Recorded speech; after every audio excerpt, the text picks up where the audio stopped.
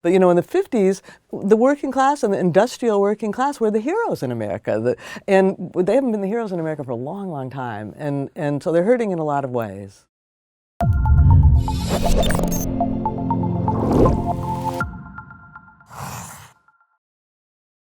Tamar Jacoby, President of Opportunity America.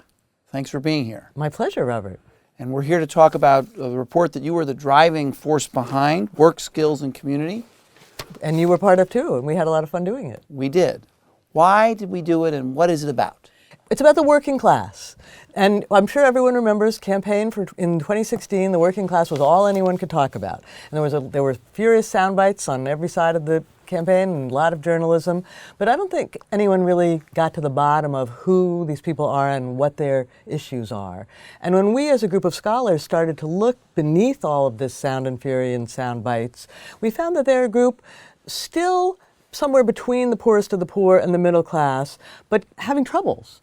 They used to look like the middle class in all but income range, and now they're starting to look like the poorest of the poor in many ways. And so there's some real issues out there that have been festering for decades that no one's really paid attention to, that the 2016 campaign for better or worse at least ripped the cover off and got us to look, but we wanted to look deeper and see if we could come up with some solutions, and we wanted to do it in a bipartisan way.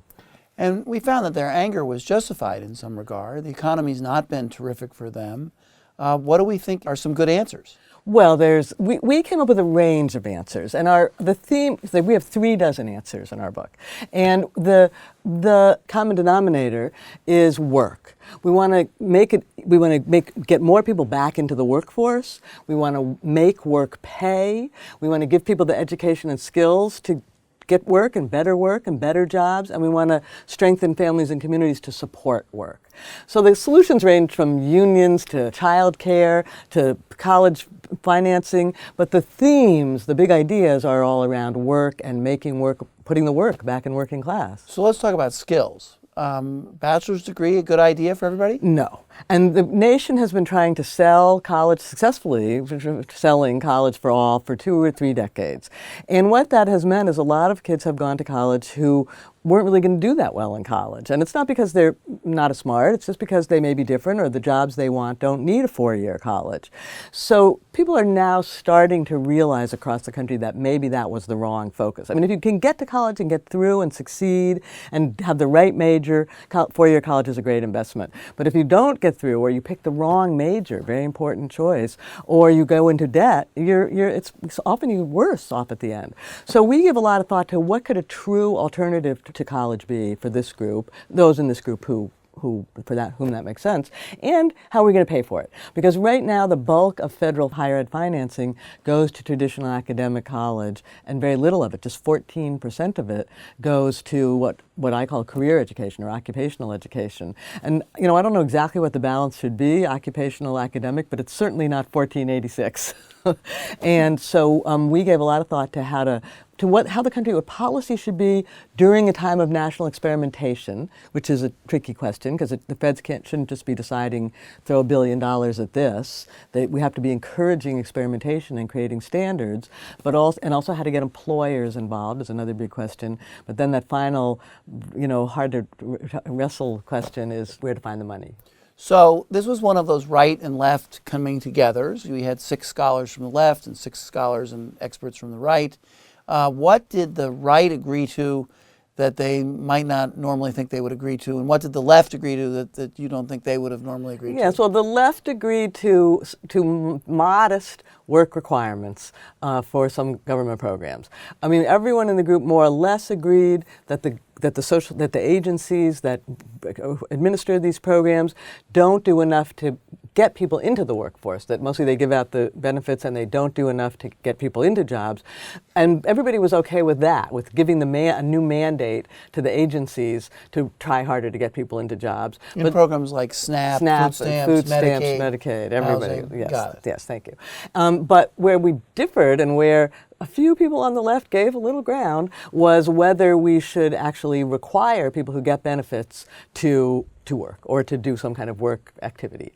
And 87% of the public, I think the number is, thinks that should be, but there are some people on the left who think that if you're talking about Medicaid perhaps or food stamps, you shouldn't have those requirements. So that was a little movement on on the left.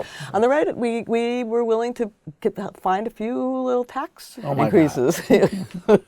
We focused on tax increases that were places where people who benefited from the corporate tax cut, in the upper end of the income scale, maybe have benefited, I won't say disproportionately, but a lot, and we have some modest taxes there.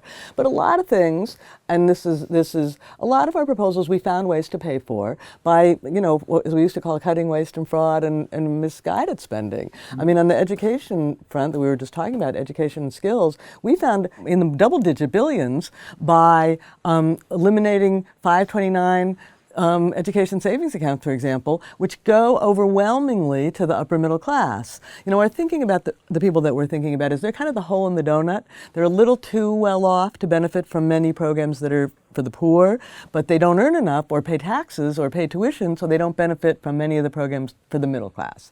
And that ranges, it's true to some degree the mortgage interest deduction less, but certainly education kind of benefits and child care benefits. And so we want to even some of that out. And so in a lot of cases we found the money that we're going to spend on the working class in other places. Subsidies for the well-off. For the well-off.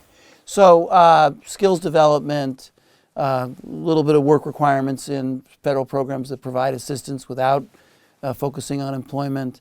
What are some of the easy solutions that some politicians talk about that we rejected?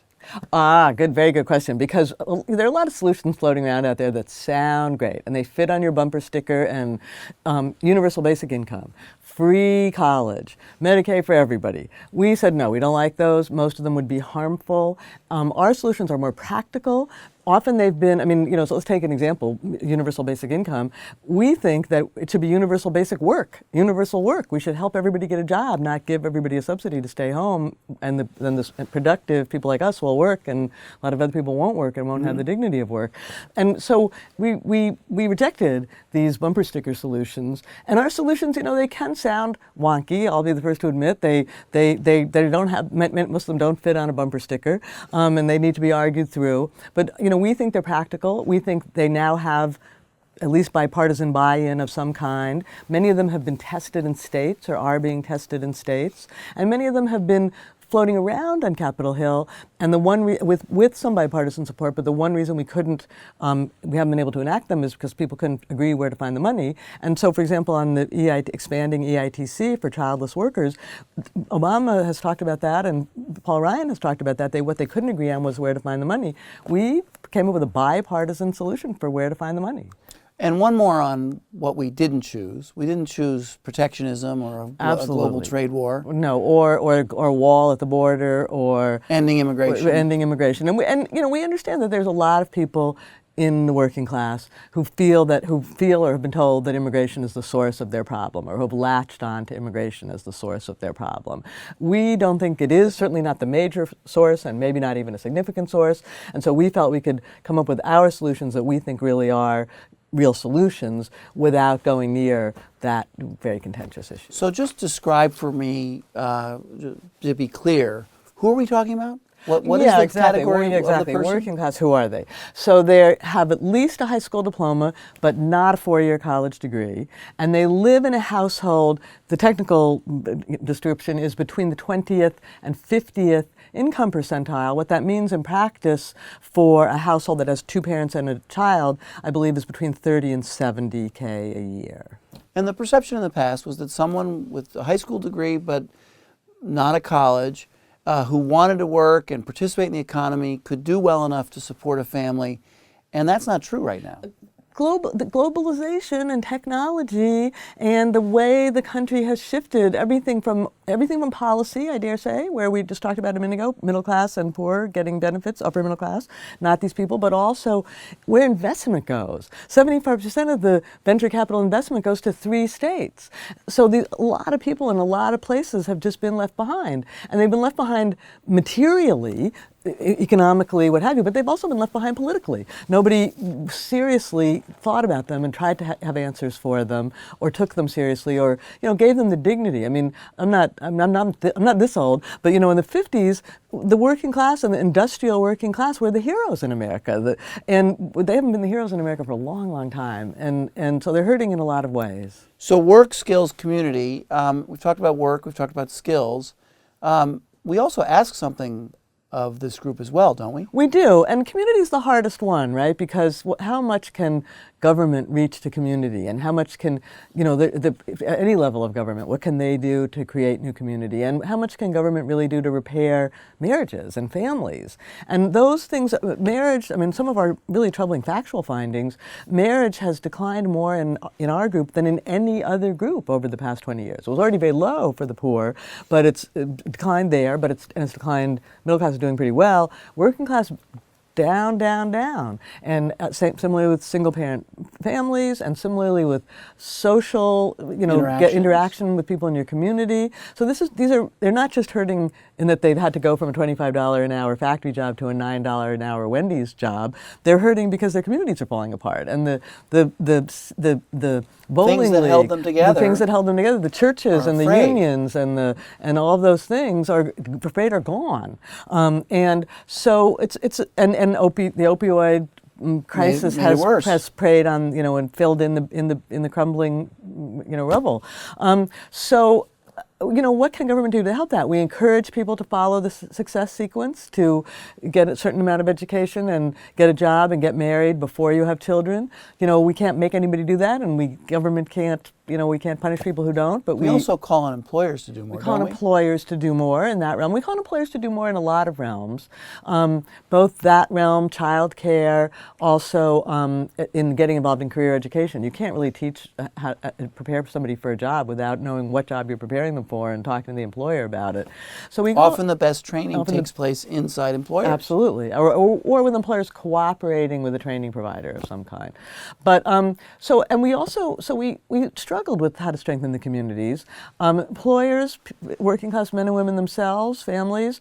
We're kind of excited about the potential of opportunity zones, new provision in the 2017 Tax Act that will presumably send some more money out into these places, but will only, investment capital, but will only work, we think, if these places get their act together to solve some of the other problems around my example is, this City X is going to become the 3D innovation hub in America. Well, that'll be great if they could get some investment to build that, but it won't work if they're not training people to be 3D innovation technicians. So you led us, our group, the 6 from the left and the 6 from the right, on some traveling out into the country, and we went to West Michigan, and that was a pretty good role model. What did you see? We saw amazing civic leadership in West Michigan. We went to Grand Rapids, and what has happened in Grand Rapids over the last 20 years is basically the business leaders with government, in cahoots, and social services as well, have come together